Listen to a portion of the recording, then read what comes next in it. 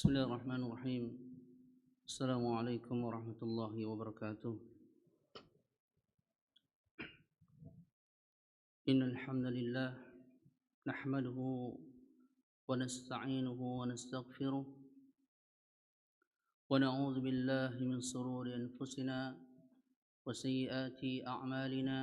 من يهده الله فلا مضل له ومن يضلل فلا هادي له. أشهد أن لا إله إلا الله وحده لا شريك له وأشهد أن محمدا عبده ورسوله لا نبي بعده. يا أيها الذين آمنوا اتقوا الله حق تقاته ولا تموتن إلا وأنتم مسلمون. يا أيها الناس اتقوا ربكم الذي خلقكم من نفس واحدة وخلق منها زوجها وبث منهما رجالا كثيرا ونساء واتقوا الله الذي تساءلون به والأرحام إن الله كان عليكم رقيبا. يا أيها الذين آمنوا اتقوا الله وقولوا قولا سديدا يصلح لكم أعمالكم ويغفر لكم ذنوبكم ومن يطع الله والرسول فقد فاز فوزا عظيما. أما بعد فإن أصدق الحديث كتاب الله وخير الحدي حدي محمد صلى الله عليه وآله وسلم وشر الأمور محدثاتها وكل محدثة بدعة وكل بدعة ضلالة وكل ضلالة في النار. Hari ini kita akan mengkaji satu hadis yang hadis ini sangat masyhur, hadis tentang iftiraqul ummah, hadis tentang iftiraqul ummah, yaitu perpecahan umat. Kenapa kita harus mengetahui tentang hadis ini? Karena seluruh orang yang mengaku muslim, meskipun alirannya sangat-sangat menyimpang, maka dia mengklaim bahwa dia aliran yang paling benar. Kalau orang biasa bilang ahlu sunnah wal jamaah. Semua bilang ahlu sunnah wal jamaah. Oleh karena itu, wajib bagi kita untuk mengetahui secara ilmiah tentang hadis iftiraqul ummah ini bagaimana. Bagaimana sanadnya, bagaimana periwayatannya, kemudian bagaimana syarah penjelasan dari para ulama tentang hadis tersebut, sehingga kita meyakini beramal saleh dengan hujjah yang kuat, yang qat'i, yang pasti, tidak ikut-ikutan. Seperti biasa, jika seseorang membahas suatu hadis, maka tidak boleh dia menjelaskan tentang syarahnya, isinya, matanya, sebelum dia tahu kedudukan hadisnya seperti apa. Jadi nggak boleh orang ngambil hadis langsung dijelaskan, ternyata yang dia sampaikan hadisnya lemah, apalagi maudhu, palsu. Maka wajib seorang muslim untuk benar-benar mengetahui tentang sanad ini, tentang sahih atau tidaknya. Oleh karena itu para ulama dahulu mengatakan al-isnadu minad din, laula al-isnad laqala ma syaa ma syaa. Al-isnad minad din, sanad itu bagian dari agama. Kalau orang tidak punya sanad, maka semuanya orang mau berkata apapun yang ia mau. Dan itu sudah waqi' terjadi pada zaman kita sekarang. Macam-macam hadis yang mungkin kita baru mendengarnya. Ya, nah ini maka kita ingin mentakhris tentang hadis iftiraqul ummah. Ya, hadis yang pertama, ada beberapa hadis, yaitu hadis yang diriwayatkan dari Abu Hurairah radhiyallahu anhu. Ya, qala Rasulullah sallallahu alaihi wasallam, iftaraqatil yahudu ala ihda aw sintain wa sab'ina firqah. Telah berpecah orang-orang Yahudi di atas 1 atau 2 atau 71, 72 firqah, kelompok. Wa tafarraqatin nasara alayya ihda aw isnatain. Demikian juga Nasrani terpecah menjadi 71 atau 72. Kemudian wa taftariqu ummati, dan terpecah umatku ala 73 firqah. Terpecah umatku menjadi 73 golongan. Ya. Hadis ini dari jalan Abu Hurairah. Ini dikeluarkan oleh Al-Imam Abu Dawud, Tirmizi, Ibnu Majah, Ahmad dan Ibnu Hibban. Dan seluruh sanadnya adalah sahih. Seluruh sanadnya sahih. Itu wajib diambil. Tetapi tidak disebutkan dalam hadis ini mana firqah yang selamat. Hanya menyebutkan terpecah kaum muslimin menjadi 73 kelompok golongan. Hadis yang kedua, hadis dari jalan Muawiyah bin Abi Sufyan. Inna Rasulullah sallallahu alaihi wasallam qala, inna ahlal kitabain iftaraqu fi dinihim ala 72 millah. Sesungguhnya ahli kitab, kitabain, dua ahli kitab sebelum kalian, yaitu Yahudi dan Nasrani, mereka terpecah di dalam agama mereka ala 72, 72 golongan. Wa inna hadhihi al-ummah, dan sesungguhnya umat ini sataftariqu ala 73 millah, terpecah menjadi 73 golongan. Kulluha finnar illa wahidatun wa hiya al-jamaah. Nah, ini mulai disebutkan. Seluruhnya terancam dengan neraka kecuali satu kelompok, yaitu al-jamaah. Al-jamaah dalam bentuk mufrad. Al-jamaah sudah mulai dijelaskan pada riwayat hadis yang kedua dari Muawiyah bin Abi Sufyan, bahwasannya kelompok yang selamat itu adalah al-jamaah. Nah, hadis ini pun adalah sahih li ghairihi. Ya. Keluarkan oleh Al-Imam Abu Dawud, Ahmad, Darimi, Hakim. Hadis yang ketiga dari jalan Auf bin Malik, ini sahabat Nabi juga.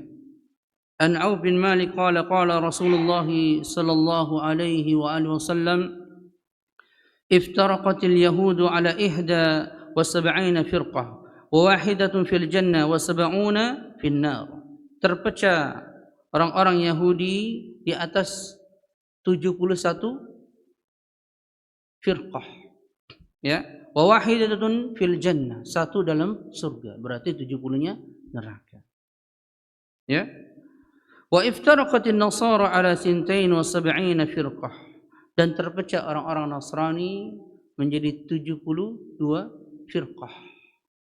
Wa wahidatun, dan yang satunya di dalam surga, berarti 71-nya dalam neraka. Kemudian kata Nabi sallallahu alaihi wasallam, walladzi nafsu Muhammadin biyadihi la taftariqunna ummati ala 73 firqah.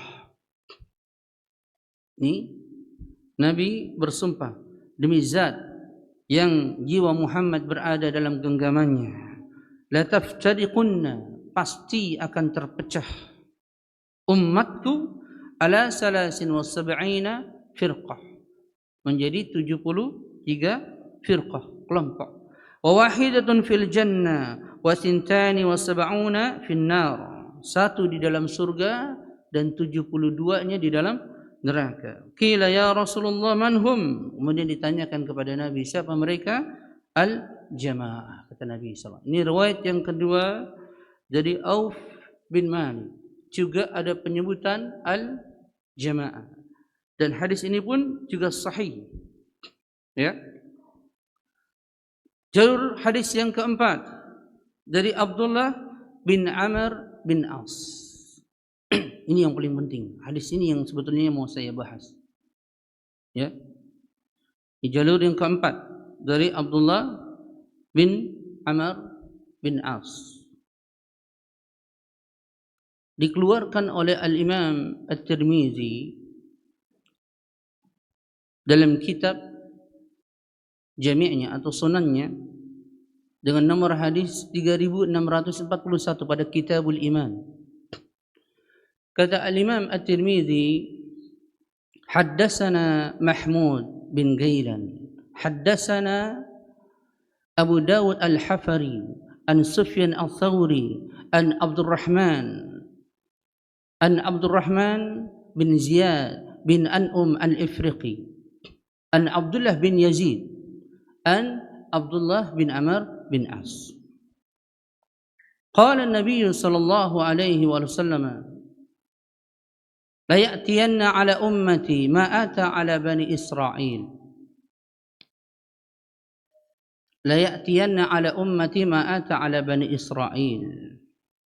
Hazwa an-na'la bin na'li hatta in kana minhum man ata ummahu alaniyatan lakana min ummati man yasna'u dhalik.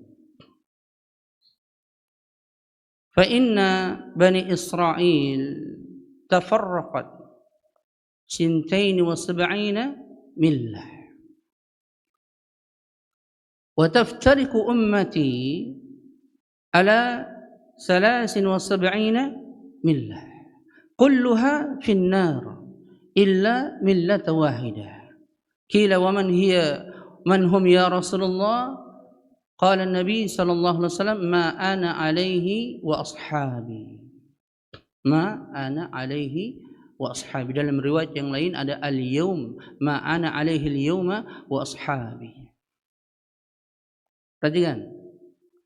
Jadi jalan Abdullah bin Amr bin As dari Mahmud bin Ghailan. Mahmud bin Ghailan ini rawi yang siqatun.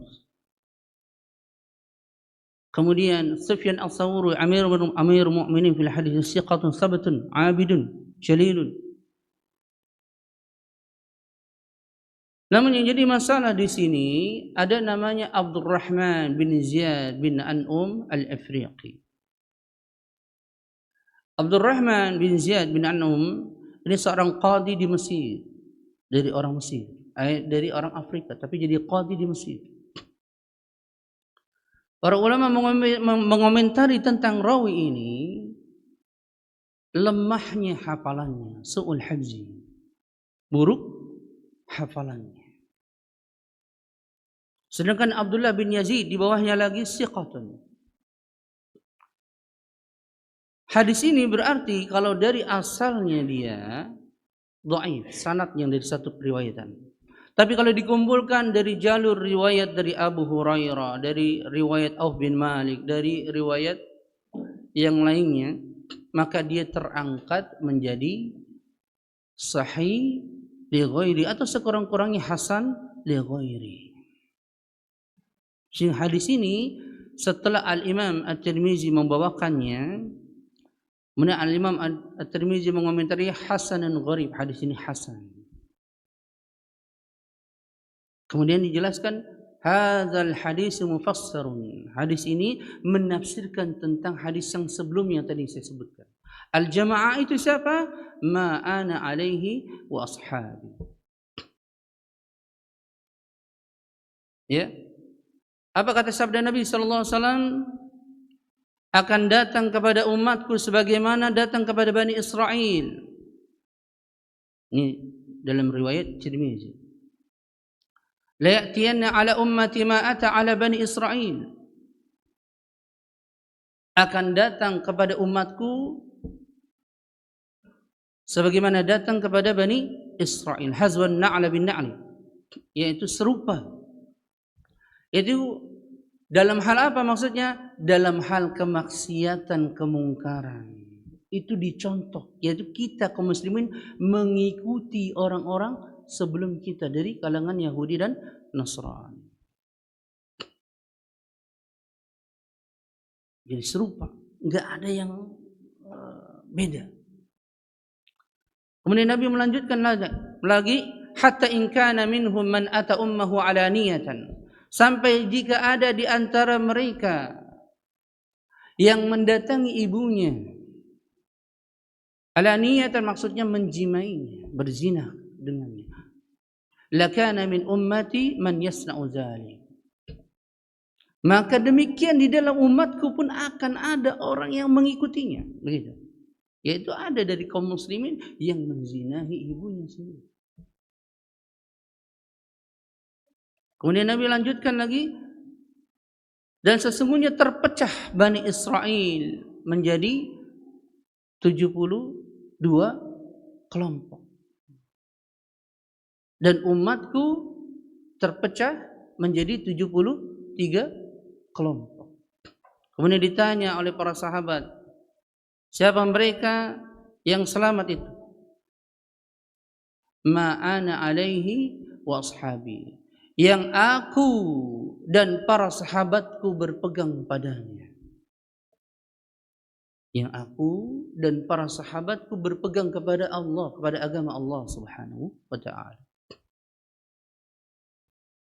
Di hadis ini masyhur dan dia menjadi mufassir, penafsir dari al-jamaah.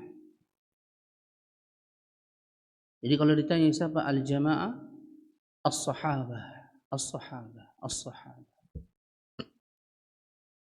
Adapun ada lagi riwayat yang lain tentang as-sawadul a'zam, hadis tentang iftiraqul ummah. Ketika ditanya siapa yang selamat, as-sawadul a'zam, kata Nabi sallallahu alaihi wasallam, tapi hadis ini lemah, tidak ada yang menguatkannya. Andai kata kita katakan sahih, as-sawadul a'zam artinya kelompok yang paling besar. Yang dimaksud di situ ya tentu saja yang ketika pada zaman Nabi dan para sahabat yang berada, kaum muslimin yang paling besar. Tapi tidak sekarang. Jadi ada 3 riwayat lafaz yang selamat. Yang pertama al-jamaah. Yang kedua as-sawadul a'zam. Yang ketiga ma'ana alaihi washabi. As-sawadul a'zam ini dilemahkan lafaz ini oleh para ulama karena ada rawi yang lemah. Sedangkan al-jamaah ini sahih. Sedangkan ma'ana alaihi wa ashabi, lafaz yang ketiga, hadis ini asalnya dhaif, tapi dia terangkat dengan syawahid-syawahidnya. Jadi hadis itu bisa asalnya lemah, tetapi kalau ada jalur lain yang menguatkannya, maka terangkat dia menjadi hasan li ghairi. Makanya tadi saya bilang, setelah Al-Imam At-Tirmizi membawakan hadis ini, Al-Imam At-Tirmizi mengatakan hasan gharib. Gharib itu hadis ini hanya diriwayatkan dari Abdurrahman bin Ziyad bin An'um Al-Afriqi. Gharib. Tapi dia terangkat dengan syawahidnya, penguat dari hadis yang lain, sehingga hadis ini menjadi sahih li ghairi. Paham ya? Ini takhris hadis, ringkas saja. Ya. Karena ketika bahas hadis, mau tidak mau harus dijelaskan dulu. Contoh penguatnya dari mana? Hadis sahih, hadis Irbad bin Sariyah. Riwayat Tirmizi juga. Hadis masyhur, "May ya'ish minkum ba'di fasayakhtilafan katsira fa 'alaikum bi sunnati wa sunnatil khulafa'ir rasyidin al-mahdiyyin, 'addu 'alaiha bin nawazi." Siapa yang hidup setelahku akan mendapati perselisihan yang banyak. Fa'alaikum bisunnati wa sunnati al-khulafa ar-rasyidin. Ini sahabat. Pembesar-pembesar sahabat Abu Bakar, Umar, Utsman, Ali. Sahih hadisnya. Hadis yang lain yang lebih menguatkan lagi, hadisnya mutawatir. Khairun nasi qarni, thumma alladhina yalunahum, thumma alladhina yalunahum. Hadis mutawatir. Mutawatir lafzi.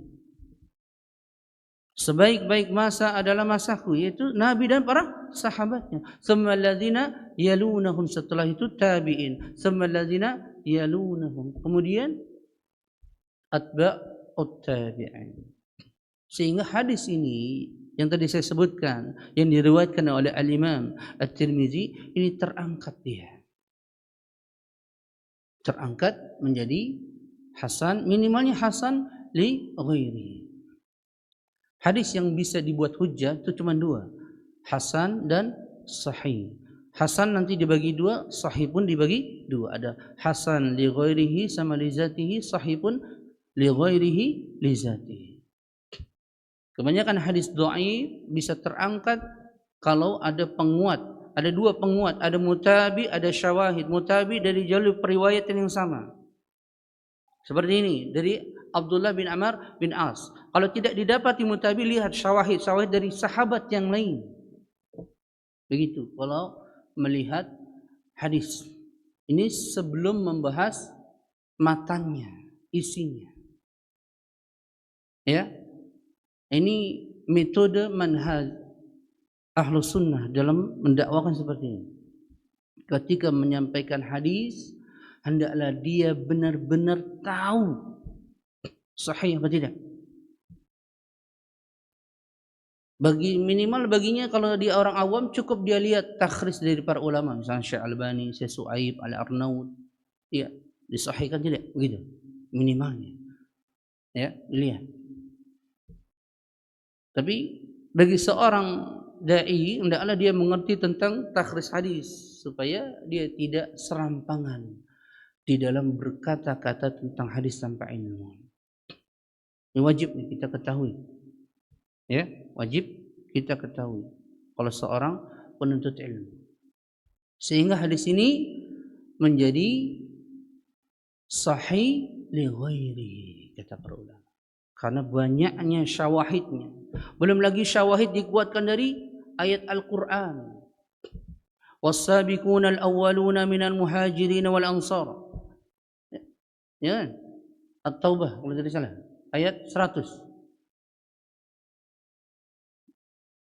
Walladzina taba'uhum bi ihsan. Orang-orang yang pertama kali yang masuk Islam dari kalangan muhajirin dan ansar dan yang mengikuti mereka dengan baik, radhiyallahu anhum, Allah ridha kepada mereka. Ini banyak hadisnya. Ini banyak hadisnya. Sehingga wajib bagi kita memahami tentang hadis ini dulu dari sisi sanadnya. Sehingga kita punya ilmiah, kekuatan ilmiah, gitu. Sehingga nggak mudah diombang-ambing orang. Tapi kalau nggak ngerti tentang hadis, itu repot. Nanti dia bawakan hadis yang lain, itu repot. Padahal hadisnya palsu atau dhaif, itu susah. Nah seperti ini. Makanya tadi saya katakan, ketika membahas suatu hadis, hendaklah dia bahas dulu sanadnya. Tentu kalau dia mengetahui tentang ilmu hadis, periwayatannya. Ya, tapi kalau dia nggak tahu, ya cukup dia lihat dari takhris para ulama. Gitu. Tapi hendaklah seseorang yang mendakwakan sunnah, dia harus ngerti tentang sanad. Ya, karena banyak orang bahas hadis tidak tahu sana. Dan saya mendapati banyak yang seperti itu. Ya. Kemudian masuklah kita kepada matannya.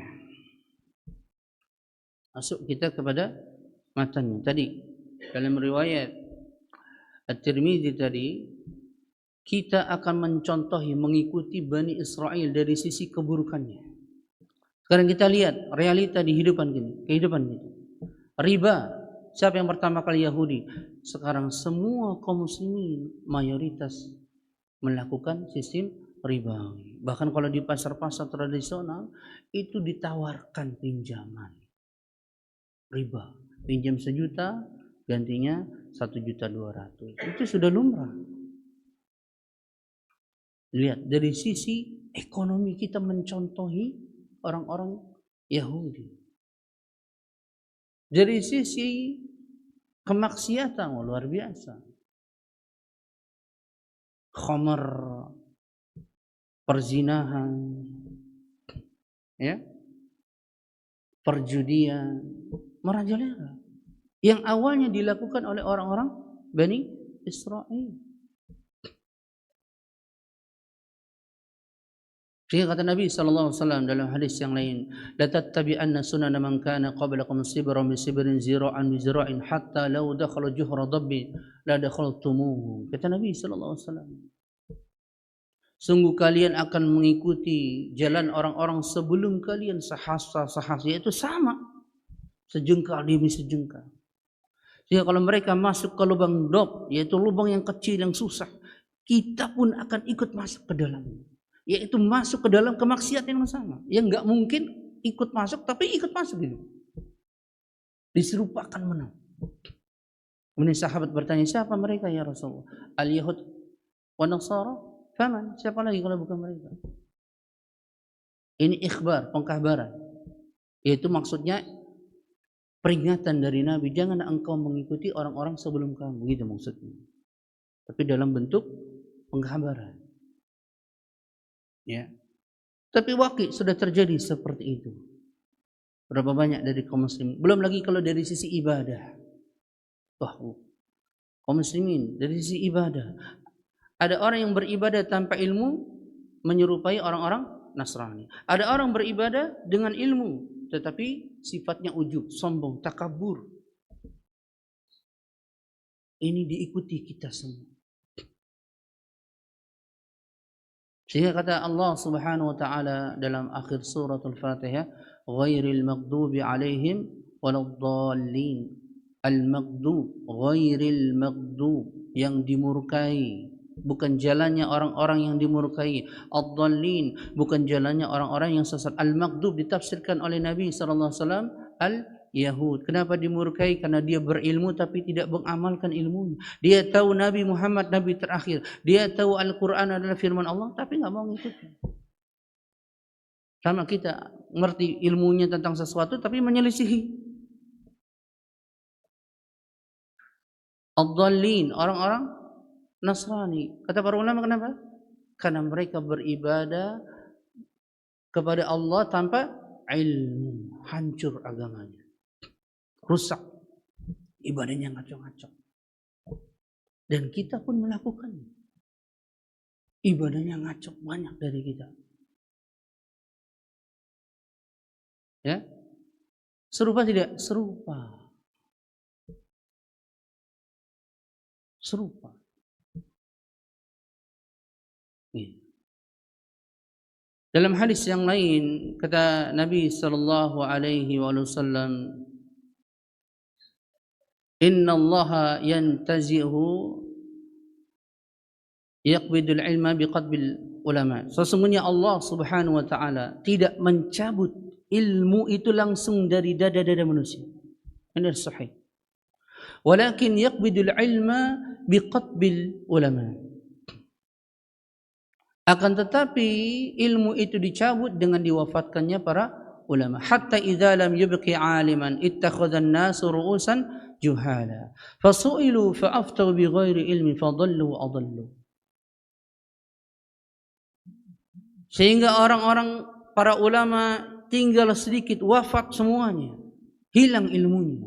Maka orang awam mengangkat orang-orang yang tidak mengerti ilmu. Jahilun. Bodoh.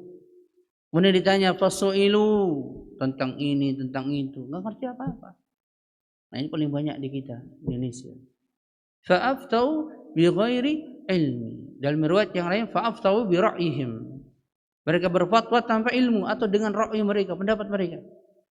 fadallu wa adallu, maka ia sesat dan dia menyesatkan orang lain. Dan itu terjadi enggak pada masa kita? Terjadi. Dan itu pun dicontohi sebelumnya oleh orang-orang Yahudi dan Nasrani yang diangkat sebagai ulama-ulamanya orang-orang yang jahil. Maka hendaklah kita benar-benar menjaga diri kita jangan sampai serupa dengan orang-orang Yahudi dan Nasrani dalam apapun. Usahakan, apalagi dalam ibadahnya, apalagi tadi 25, jangan ikut apapun, jangan ngomong, diam, jangan sampai mengucapkan selamat. Ini ya. Kemudian pada bagian yang kedua, ini yang kita bahas, dan umatku akan terpecah menjadi 73 golongan. Terpecah dalam al-apa? Kata para ulama, al-manhaj wal-i'tiqadat wal-usul. Manhaj, metode, i'tiqad, keyakinan, usul, pokok-pokok agama. Apa itu manhaj? Metode dalam memahami agama ini, mengikuti pemahaman siapa? Tadi ma'ana alaihi wa ashabi, aku dan para sahabatku yang berpegang di atas. Yang selamat aku dan para sahabatku, yakni maksudnya di dalam memahami agama ini maka kita mengikuti pemahaman para sahabat. Bagaimana dia menerapkan satu hadis, begitu. Bagaimana dia menerapkan satu hadis. Jangan diambil pemahaman kita dulu, nanti repot nanti.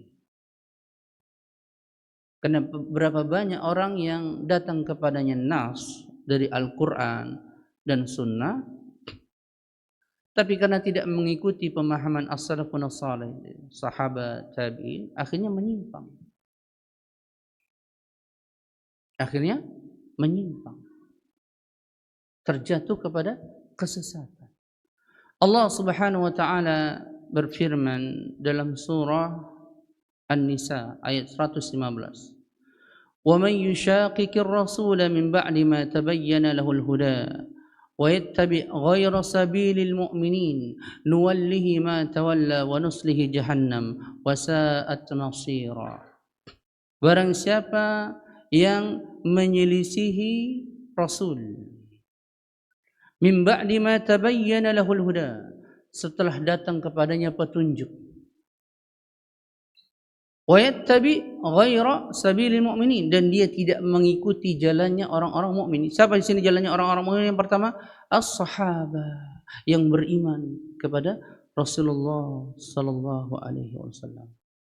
Ini jadi syarat kalau orang dikatakan mengikuti sunnah Nabi, maka dia mengikuti sahabat. Gitu. Tidak dikatakan orang mengikuti sunnah Nabi kalau menyelisihi sahabat. Cuma nanti dibahas pada pembahasan berikutnya, yang disepakati oleh para sahabat itulah yang kita ikuti, tapi yang diperselisihkan mereka tidak. Gitu kata para ulama. Ya, tapi kebanyakan itu masalah furu', perselisihannya. Seperti masalah haji tamattu, ifrad, qiran. Tidak masalah usul, pokok agama, i'tiqad. Tapi kembalinya kepada sahabat. Sehingga kata para ulama, kalau seseorang tidak mendapati dalil dari Al-Quran, tidak dapat dalil dari sahabat, maka dia harus cari dari pendapat-pendapat para sahabat. Tidak mendapati dari Al-Quran, tidak mendapati dari sunnah Nabi, maka dia harus cari dari pendapat-pendapat sahabat. Enggak boleh keluar dari itu. Jangan dia munculkan pendapat yang ketiga, yang keempat, yang menyelisihi sahabat. Begitu. Selagi permasalahan itu pernah terjadi, kecuali masalah-masalah kontemporer yang baru terjadi sekarang. Ini penting kita pahami. Jadi al-manhaj ini pokok dalam masalah bagaimana kita memahami nas. Disinilah tadi wajibnya kita berpegang kepada as-salafun salih. Kalau kita sederhanakan manhaj salaf. Bagaimana penerapannya? Jika datang Al-Quran dan hadis, maka lihat bagaimana sahabat menafsirkannya. Jika datang hadis, bagaimana sahabat mengamalkannya. Begitu caranya. Sehingga kita tidak terjatuh kepada penyimpangan dalam memahami, mengamalkan hadis Nabi. I'tiqad, yaitu keyakinan-keyakinan. Pokok-pokok keyakinan-keyakinan akidah. Terkumpul pada apa dia? Pada rukun iman. Patokannya pada rukun iman. Baru nanti dirinci rukun iman kepada Allah apa saja, iman kepada malaikatnya apa sebagainya. Yakni jika seseorang menyelisihi keyakinan-keyakinan dari kaum muslimin, maka dia terpecah. Yaitu keluar dari akidah ahlu sunnah wal jamaah. Ya, i'tiqad, keyakinan. Wal usul, pokok-pokok agama. Yakni maksudnya kaum muslimin ahlu sunnah dia selalu bersandar kepada Quran dan hadis, mendahulukan Quran dan hadis, enggak boleh mendahulukan akalnya. Contohnya usul. Ya. Jadi dia kembalikan kepada Al-Quran dan As-Sunnah di atas segala-galanya. Tidak dikembalikan kepada perkataan para ulama kalau menyelisihi Al-Quran dan As-Sunnah.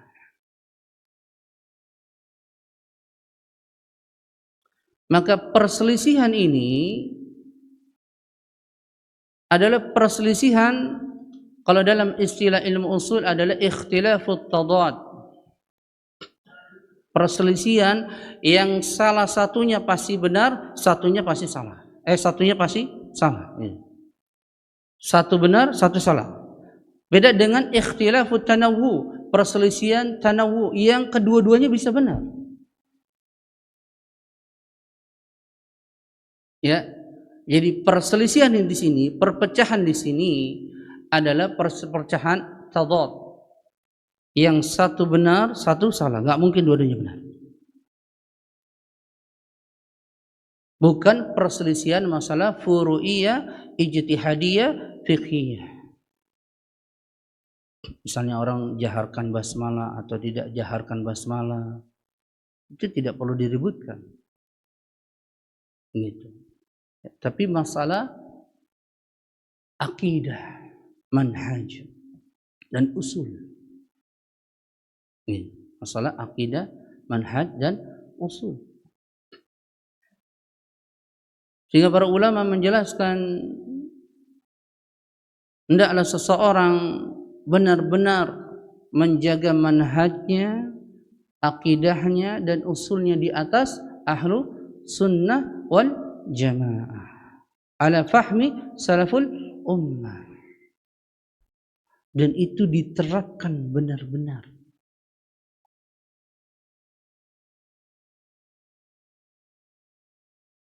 Cuman dalam prakteknya kebanyakan orang-orang yang menegakkan sunnah keras.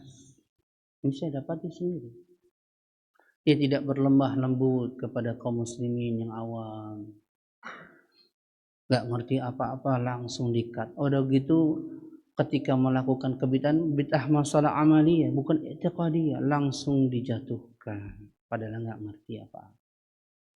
Akhirnya stigma buruk, artinya orang yang berpegang sunnah itu begini gitu. Padahal nggak begitu.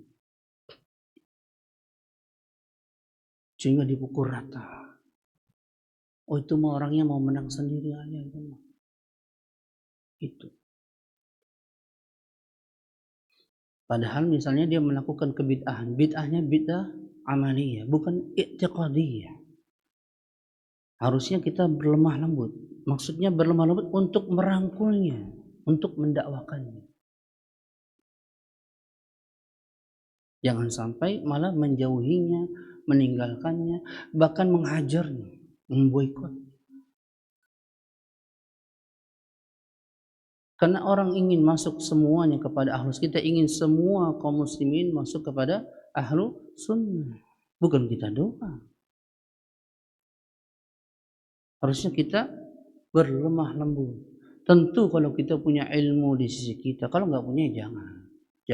Jaga. Lihat kondisi kita. Bisa nggak kita warnai orang? Tapi kalau kita yang ketarik ya jangan. Maka ukur diri kita. Oh saya nggak bisa siapa. Nah kalau saya nongkrong sama si fulan saya yang ketarik. Oh berarti jangan. Tapi kalau kita bisa narik dia pelan-pelan itu bagus.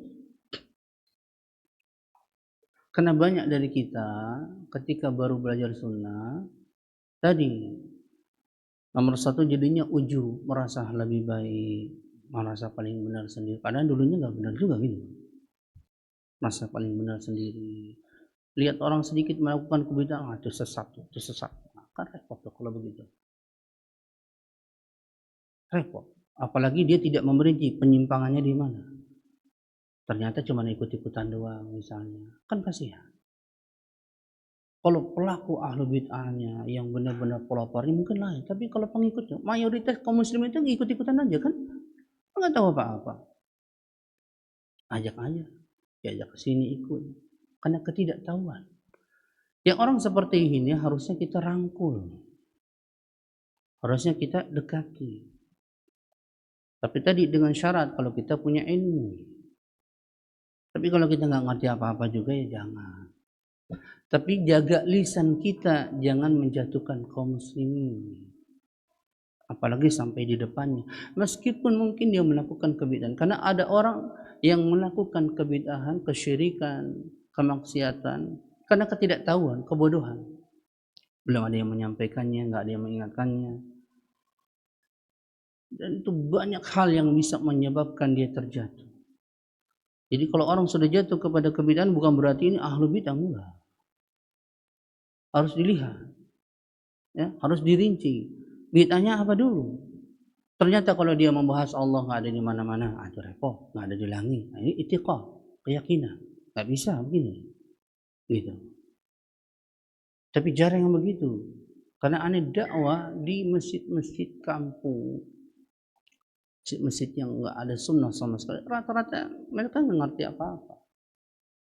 Menerima kita kalau menyampaikan dengan baik. Sehingga kita buat kajian. Begitu. Sehingga kita buat kajian. Sehingga orang mengenal sunnah sedikit demi sedikit. Saya buat kajian di satu tempat di belakang JGC itu sama Ibrahim. Buat kajian. Orang awam semua DKM-nya nggak bisa ngaji. Gitu. Ada isbal semua. Itu kita pelan-pelan dalam dakwah. Saya bahas fikih mazhab Syafi'i dulu. Biar orang ngerti dulu. Alhamdulillah menerima baik. Menerima. Tidak ada penolakan. Mulai dirubah sedikit-sedikit. Begitu. Tapi butuh waktu. Butuh kesabaran, butuh ucapan adab. Terutama adab dan akhlak yang baik. Karena kebanyakan kita tuh kalau ditegur orang nggak mau jawab. Kaku. Padahal orang itu nggak salah apa-apa. Cuma beda lu kemarin tahlilannya, nggak bisa lah. Itu kan jangan begitu. Merangkul lah, ya, merangkul. Ini masjid misalnya, ini masjid alhamdulillah. Tadi kan sebelumnya nggak seperti ini, al-sunnah semua. Tapi kan kita ingin merangkul orang, kan gitu. Nah, gitu. Kita ingin orang semua mengenal sunnah. Jadi sunnah itu bukan milik kita. Saya al-sunnah, kamu bukan. Nggak boleh ke sini.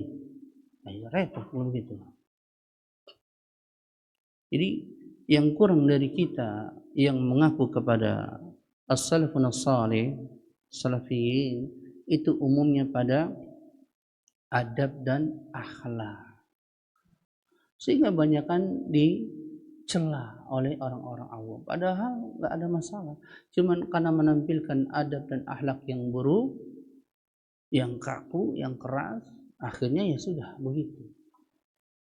Padahal kita semua menginginkan kaum muslimin masuk kepada ahlu sunnah, masuk surga. Kan begitu. Ya, akhirnya orang bilang, surga kayak milik lu aja. Kan repot tuh kalau udah gitu. Nah, susah kalau udah begitu. Maka benar-benar harus diperhatikan. Jadi perselisihan di sini tadi adalah perselisihan dalam masalah manhaj, keyakinan dan usul. Ya. Bukan masalah-masalah misalnya ikhtilafut tanawwu, perselisihan yang dalam masalah furu'iyah, ijtihadiyah, fiqhiyah. Bukan masalah itu. Jadi misalnya orang ada yang kunut nggak kunut. Misalnya ada yang kunut sama yang nggak kunut. Hadis kalau kita bahas takhris hadisnya dhaif. Tapi sebagian ulama berpendapat masyru' disyariatkan. Ini maksudnya yang mana dia? Furu'iyah, ijtihadiyah, fiqhiyah. Maka kita jangan ngotot. Sudah silakan aja. Begitu. Jangan nanti habis kunut bid'ah loh. Itu kan repot nanti. Ya, harus paham tentang mana yang furu, mana yang usul. Kalau nggak ngerti lebih baik jangan komentar, diam. Ya, gitu. Udah masuk ya? Aja dulu ya. Walillahilhamd.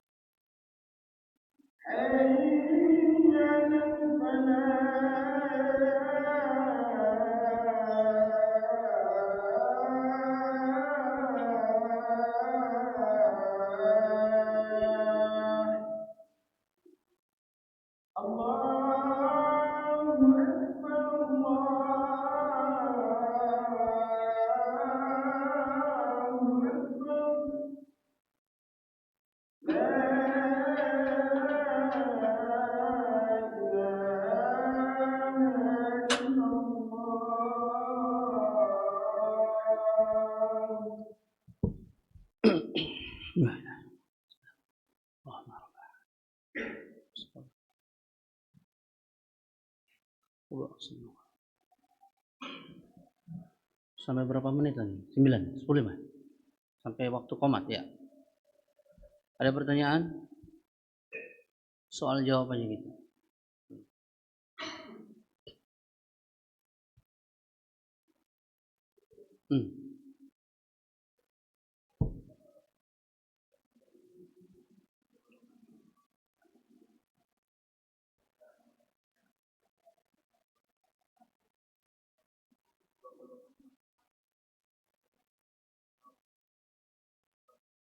Yahudi Nasrani ini statusnya apa nih? Yahudi Nasrani kaum musliminnya yang menyimpang.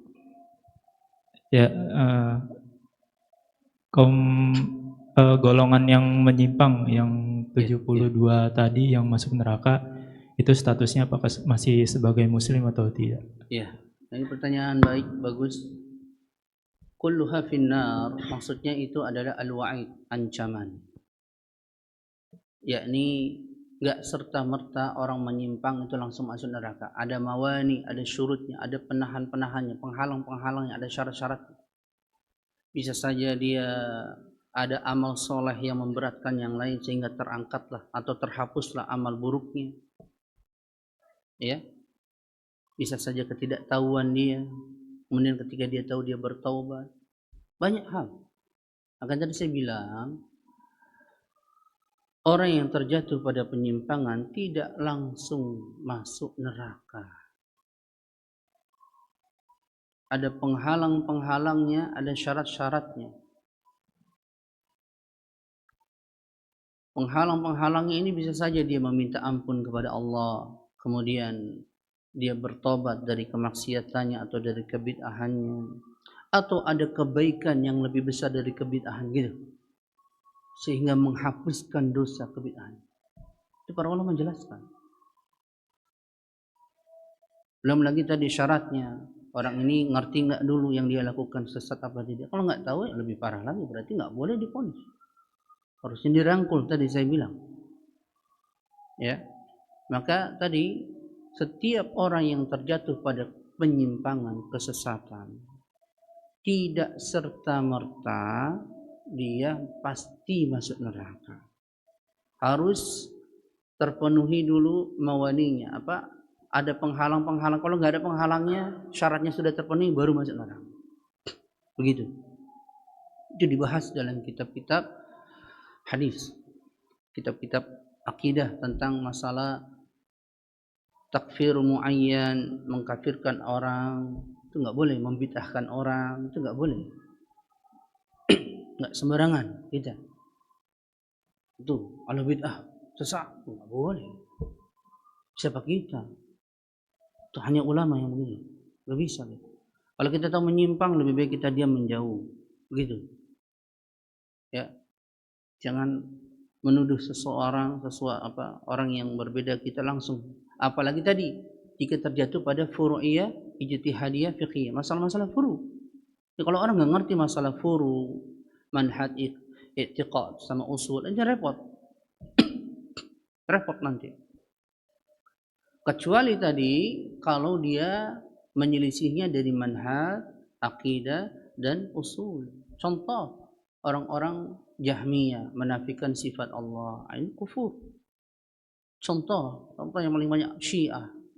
Ini di luar dari Islam, bahkan sebagian ulama kebanyakan mengatakan Syiah Rafidhah sekarang itu di luar Islam, bukan orang Islam. Berarti dia nggak masuk dari 72 golongan. Jadi 72 yang menyimpang ini dikatakan oleh Nabi ummati, umatku. Artinya dia tidak keluar dari Islam. Tapi tadi mana patokannya dikatakan dia menyimpang apa tidak? Keluar dari Islam? Tadi kalau dia menyelisih pada manhaj, i'tiqad dan usul, baru biasanya akan terseret dia keluar dari Islam. Tapi kalau cuma masalah furu'iyah atau masalah i'tiqad di situ yang ada perselisihan, maka yang seperti ini tidak. Contoh Al-Asy'ariyah. Al-Asy'ariyah enggak ada satupun ulama yang mengkafirkan, enggak ada. Khawarij, nggak ada satupun ulama yang mengkafirkannya. Berarti dia masuk dari 72 golongan. Kenapa? Karena buruknya pemahamannya. Itu penyebabnya. Syairah, Khawarij, gitu. Ya. Jadi antum harus teliti ini kemana penyimpangnya.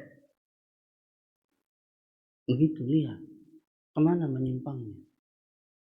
Karena tadi saya bilang dari awal, kebanyakan kaum muslimin itu ingin benar, ingin masuk surga, ingin di atas ahlu sunnah. Semua ingin begitu. Tapi kadang dia dapat gurunya yang menyimpang, dia nggak tahu. Kan gitu. Dapat ustadznya yang nggak benar. Begitu. Kasihan. Akhirnya terjatuh dia. Maka orang yang seperti ini tadi saya bilang dirangkul, diajak, didekati dengan syarat kalau kita punya ilmu. Tapi minimalnya bagi kita jangan menjauhi, tegur sapa, tutur kata yang baik. Karena banyak orang yang mengikuti sunnah rata-rata itu dari adab dan akhlak. Karena sekarang orang kalau bicara ilmu tinggi-tinggi tapi adab dan akhlaknya nggak ada. Yang dilihat yang mana? Ilmunya apa adab dan akhlaknya? Adab dan akhlaknya. Karena itu realitanya. Itu jadi masalahnya. Ya. Jadi apakah masuk neraka? Pasti tidak. Harus apa? Penghalangnya dulu. Kalau nggak ada penghalangnya, syarat-syaratnya terpenuhi baru mungkin masuk neraka. Itu pun kalau dia masih ummati, maka dia masuk dalam hadis Nabi dalam firman Allah adalah masyiatullah, kecuali syirik, ya. Seorang hamba kaum muslimin yang meninggal dalam keadaan melakukan dosa besar, maka dia tetap seorang muslim. Jika Allah mengazabnya, maka Allah azab. Jika Allah mengampuninya, maka Allah ampuni. Kecuali dosa syirik. Ya, kecuali dosa syirik. Maka dilihat penyimpangannya. Dilihat. Tapi tadi hendaklah yang berkomentar ini jangan orang-orang awam, nanti salah tangkap, salah paham, akhirnya ribut. Jangan. Kita pahami dulu mana ranah-ranah yang manhajiyah, i'tiqadiyah dan usul. Mana yang masuk pada ranah-ranah fiqhiyah, furu'iyah, ijtihadiyah, fiqhiyah. Jadi nanti kita paham nih orang menyimpangnya di mana dia. Tapi kalau nggak ngerti itu jangan. Apalagi kalangan kita masih awam, nggak ngerti apa-apa. Kasihan. Ya, jelas nggak sih? Ada lagi?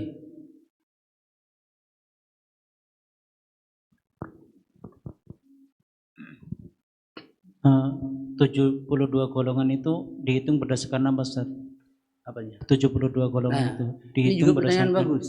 Apakah 72 itu sudah ada atau nanti berkembang lagi? Begitu kata para ulama dibahas. Apakah sudah ta'yin, sudah disetukan ini. Para ulama khilaf, ada yang menentukannya ini kelompoknya. Dia kembali kepada beberapa firqah yang besar seperti Khawarij. Khawarij nanti terpecah lagi menjadi beberapa firqah. Asy'ariyah juga demikian. Maturidiyah, Kullabiyah juga demikian. Begitu. Tapi Syiah tidak dimasukkan di sini. Jahmiyah tidak dimasukkan di sini. Mu'tazilah masih masuk kaum muslimin. Mu'tazilah. Tapi kecuali dia mengingkari hadis ahad pada akidah, itu enggak boleh. Itu usul. Ya. Tapi kalau Mu'tazilah yang orang-orang awam enggak ngerti apa-apa. Saya pernah diskusi enggak ngerti apa-apa. Orang-orang Mu'tazilah kasih kaum muslimin. Ya. Jadi para ulama ada yang memerincinya 72 itu apa saja. Ada yang tidak menyebutkannya, tapi dia menyebutkan usul-usulnya, pokok-pokoknya. Jadi yang menyimpang selain dari akidah Ahlus Sunnah begini, pokok-pokok akidah Ahlus Sunnah. Berarti selain dari yang menyelisih akidah Ahlus Sunnah, maka dikatakan dia menyimpang. Gitu. Jadi antum harus tahu tadi Anda bilang, itu kembali lagi masalah manhaj, i'tiqad dan usul, mana saja. Ya, kalau kayak di kita nih, berarti orang-orang liberal, nggak semuanya kufur.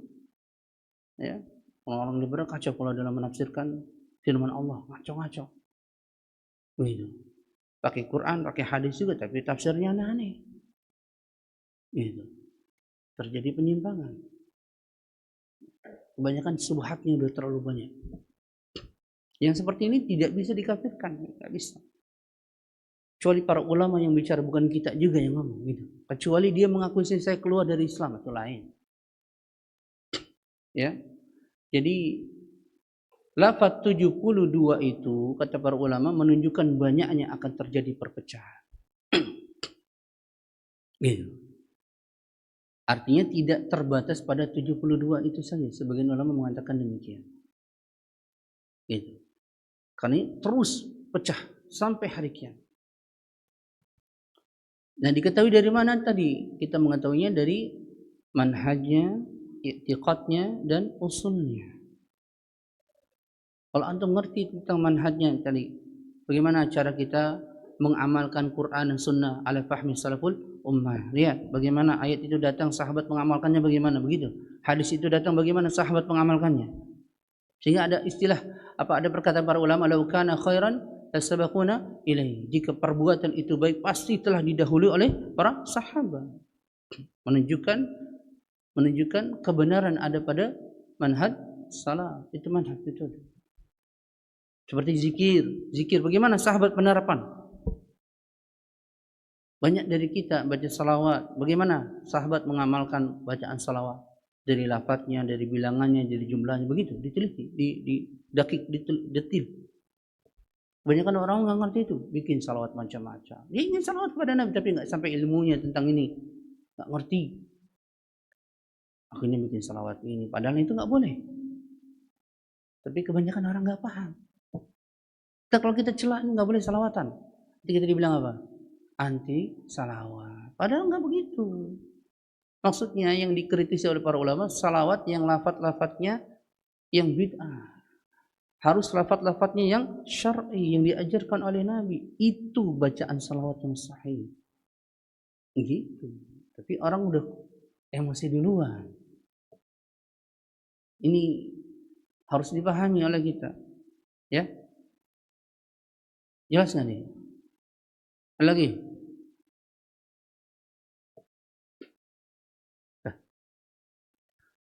Kesimpulannya, hadis tentang iftiraqul ummah ini minimalnya hadisnya masyhur. Masyhur itu dalam istilah ilmu hadis diriwayatkan bisa 3, 4, 5 orang, tapi tidak sampai derajat mutawatir. Ya. Kemudian yang kedua, lafaz-lafaz dari kata hadis tentang perselisihan umat ini ada 3 tadi, ada al-jama'ah, kemudian as-sawadul a'zam ma'ana alaihi wa ashabihi. As-sawadul a'zam ini dilemahkan oleh para ulama, sedangkan al-jama'ah itu sahih, diriwayatkan oleh Abu Hurairah, kemudian Auf bin Malik, Sufyan bin Muawiyah bin Abi Sufyan, gitu ya. Kemudian lafaz yang ketiga itu mufassir, yaitu dari Abdullah bin Amr bin As yang diriwayatkan oleh Al-Imam At-Tirmizi. Sehingga hadis ini menjadi sahih li ghairihi. Sahih li ghairihi.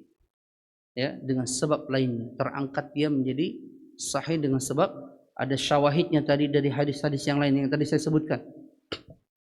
Gitu. Kemudian tadi isinya yang dimaksud dengan perselisihan di sini ada perselisihan dalam manhaj, akidah dan usul. Bukan dalam masalah furu'iyah, ijtihadiyah, fiqhiyah. Ya. Itu. Kemudian yang dimasukkan pada perselisihan di sini satu benar, satu salah, enggak mungkin dua-duanya benar. Tapi tadi saya bilang penerapannya tidak boleh kita langsung memvonis orang ente sesat. Enggak boleh. Itu sangat-sangat hati-hati kaum muslim. Ahlus sunnah nggak boleh langsung vonis. Meskipun dia sudah terjatuh pada penyimpangan, karena kebanyakan orang nggak tahu, nggak ngerti. Karena saya dakwah di beberapa tempat masjid-masjid orang awam nggak ngerti, kasihan, nggak paham. Cuman dalam menyampaikan kita butuh kelembutan, itu, ya. Kemudian aliran yang menyimpang ini dikatakan tetap masih pada umatku, masuk kepada umat kaum muslimin. Artinya masih adanya ampunan dan rahmat Allah di dalamnya.